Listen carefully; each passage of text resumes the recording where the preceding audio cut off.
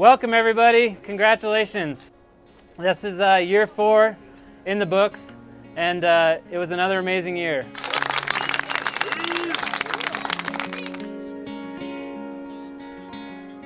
Jason loved hard things. His adventures always had plenty of suffering and plenty of fun, and that's how he liked it, so that's why this is the way it is.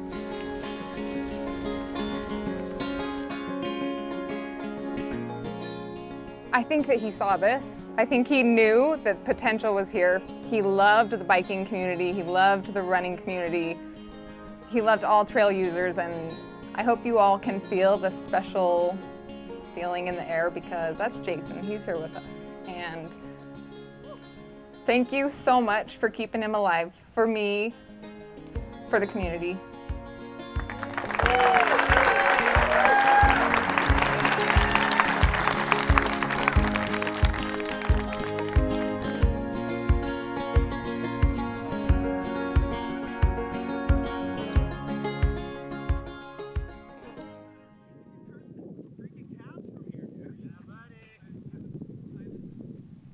Jason would get up long before the sun came up, 4:15 sometimes, his alarm clock, and he had no problem getting up because he got to go ride.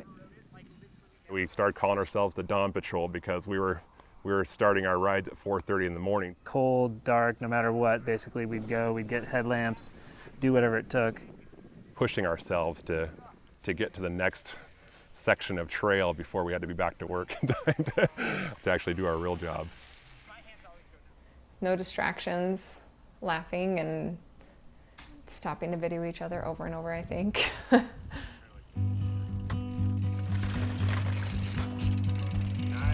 Yeehaw!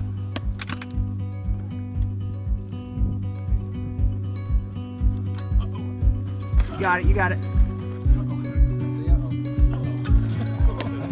Yeah! We all kind of started getting into shape together. It was just really fun to do that as a group. Everything he did was all about his friends or his family. He didn't want to do things alone. He wanted to bring people into whatever he loved or whatever he was doing. Here we are, Garden Valley, made it. And just gonna give you a little peek that we are running full spandex this trip. This is getting serious. Jason, in particular, started doing big, huge bike packing rides and got into the endurance riding, Smoke and Fire race, which is where you ride from here to Stanley and back. If you know Jason, you realize if he was going to do something, it was going to happen. And it wasn't going to be small, he was going to make it big. That's how he was. Here we are, nearing the summit of Scott Mountain Road.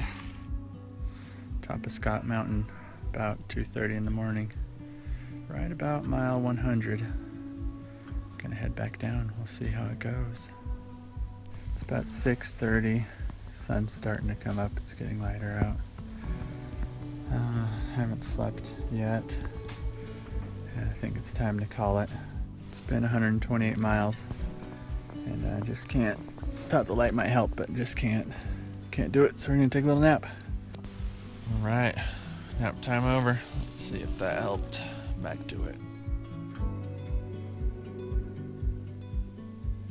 He had some friends who were trying to bike the entire foothills in one summer.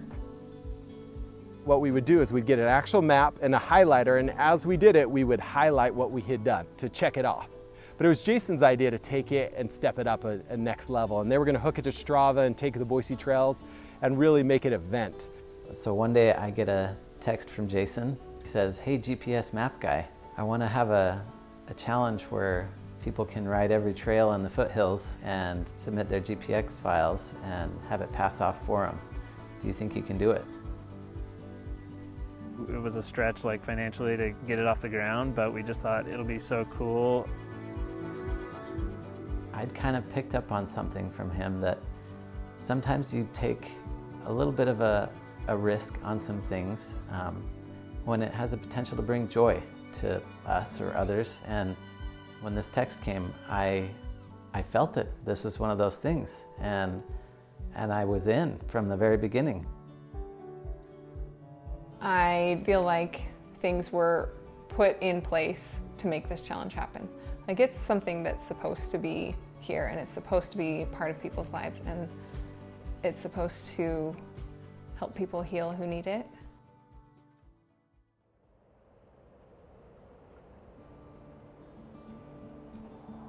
It was just a beautiful morning. He had just got back from a trip that he'd had with his family in Dana, and we were talking about his experience at the Kentucky Derby and how cool that was and just how much of a blast he had there. It was kind of a brisk morning.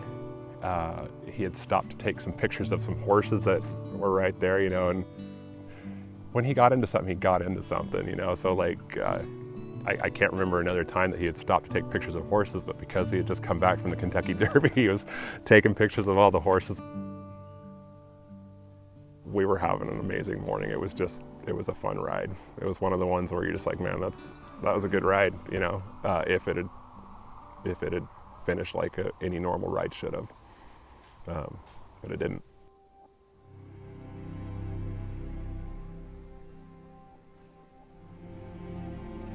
I saw a text on my phone from Paul that said just like a few words, but obviously very serious, like, someone contact Dana, Jason had a really bad crash, I've called 911 and I'm waiting for the paramedics. And you know, of course, like, everything becomes irrelevant right then except for that text and like trying to understand the situation. And then Shane came up to me with tears in his eyes. I guess he got a call and was like, he's gone. I couldn't believe it. You know, it just was like, no, we just rode together yesterday morning and we were almost gonna ride together today. Like, he's one of my people that I like spend the most time with, honestly. I just, you know, broke down obviously and couldn't believe it. There are a lot of things that I question about that morning and that ride.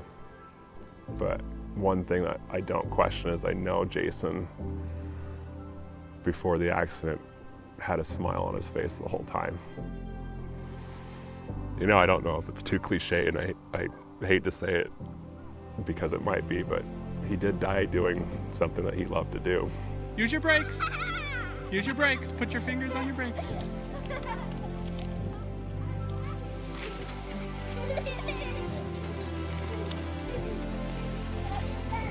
Here you go, Colb. Started to have these feelings that, you know, Jason wasn't here with us now, but he still wanted to see this happen. And so I just let that sit for a little. I ended up having a call with Kirk and Dustin. Said, hey guys, I know there's raw feelings here and it's a little bit hard, but I feel like it would be an honor to Jason and a really cool deal to see that his dream, you know, came to be. He had it basically perfectly in motion at the point where he passed away. There was enough momentum there for me to kind of finish it out with those guys and get it off the ground the first year. One of my favorite things about Jason was he was just a unique connector. I think he saw the challenge as a way to connect a lot of the people that he knew and his friends, to connect them with each other in kind of this common cause and this common idea. The Boise Trails Challenge is super simple. It's, can you do 170 miles of these specific trails in 1 month? You're going all the way from East Boise out to Avamore, from where the trails begin down by the homes, all the way up to the top of Bogus. Basically 40,000 feet of climbing. It's massive. It's our entire trail system in 1 month. When this whole idea was morphing, it was never going to be something that was going to be easy. We talked about the mix of trails that you'd have to get in to make it harder. That's really what he wanted it to be. He wanted it to be a challenge. What makes the challenge so great is that how you do those 170 miles is totally up to you. Are you going to bike them? Are you going to run them? You're going to bike and run them? What kind of bike are you going to do it on? All of those parameters are totally up to you, which is why I think it's popular and people love it, because they can make the challenge their own. It got me out in the foothills, which I never did with him when he was here, and I really wish I had, but I also feel like I was meant to discover it after he was gone so that I could have a brand new connection to him. Jason loved to bring people together and loved to make friendships and connections. I feel like through this, he's really doing that even after his passing. I asked myself, did he know what this would mean to so many people? Did he know how it would heal people? Immediately when I started running out on the trails, I knew that something was about to change my life, and I just felt very peaceful and, excited about working toward a goal that seemed unreachable. I had just met this guy online and hadn't met him yet, and so I asked him if he was up for going on a hike, and he was like, sure. I told him about the challenge, and I'm like, how much are you up for? Like 5 miles, like 12 miles? And he's like, anything. For a second there, I thought, like, there's no way, but I ended up finishing the trail challenge. It took me 23 days. I think I ran close to 230 miles. We kept hanging out and doing other things and going on hikes, and then everything kept working out really well, and then we got married the next year. My sobriety has been impacted greatly because of the Boise Trail Challenge, because I'm physically stronger and I'm mentally stronger, and I find myself wanting to get off work and drive straight to a trailhead and just go run. Our friend was talking about doing maybe a small ride before we were going to be doing a bigger ride. And he had sent it out in the text stream like, hey, should I save my legs for that? And Jason responded with, ride, always ride. If you knew Jason, then you knew he was like an all-weather, all-season, all-type of biker. So it didn't matter if it was downhill or bike packing, or whether he was just going out to do some chill trails, gravel, Jason was in. It didn't matter if it was winter or blazing summer, he was gonna do it. And so he kind of designed the trail challenge that way. He wanted you to have fun, he wanted there to be community, he wanted you to see your friends out on the trail, but also he wanted you to suffer a little, because that's the way he was. There's the aspect of being out on the trails and seeing them and seeing the beauty that we are surrounded by here in Boise, but also it was almost like that was elevated when you had to work hard to see that beauty. I'm Paul Wissenbach, and I've participated in the Boise Trails Challenge for the last 2 years that it's been on. This is my 3rd year and 4th time doing it. And my goal was to do it as a single ride, bikepacking style, self-supported. And so my motivation behind that is that's how I met Jason. And I want to do something, as I call it, J. Delga style. So that's, it's not easy, but I'm thinking about him, and I think this is something he would have loved. I asked other people, like, do you think he had any idea what this would do for people? And I realized that he found peace out there. That was his therapy, that was his way to heal, that was his way to let go of stress, and that was it for him. So I guarantee he wanted that for other people. The Trails Challenge has really given me a lot, both in appreciation of all of the trails and wildlife and nature in Boise, but also helped me find peace on the trails in a time when my life was pretty chaotic, and I really needed to find that peace. It's about friends, it's about caring about your community, helping somebody else. It's about trying something new. It's about your emotional health, your mental health, more than it is your physical health.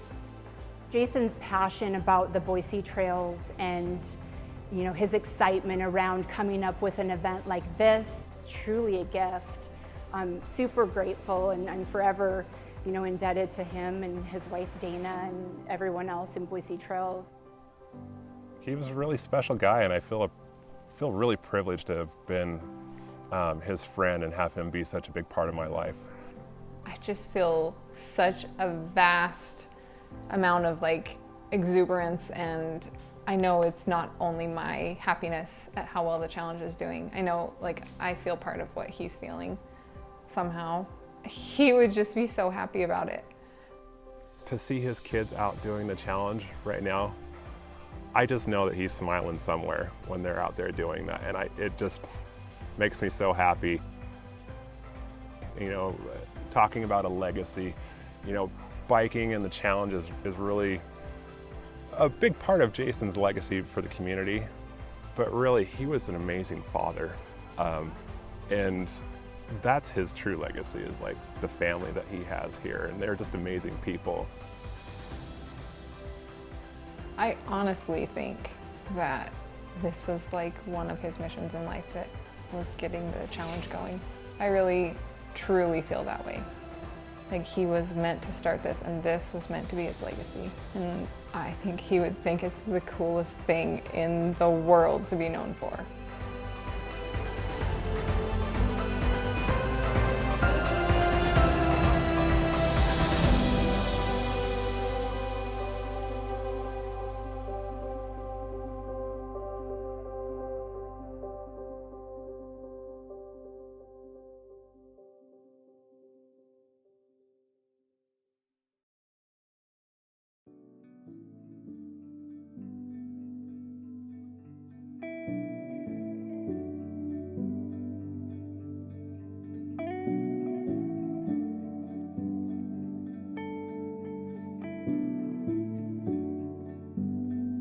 I was searching for an open door.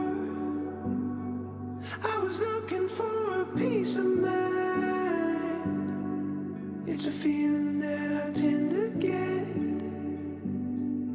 Won't rest until I make it right. Couldn't stand the thought of losing her before time had come. Like a storm outraged that night. In the dark I came undone.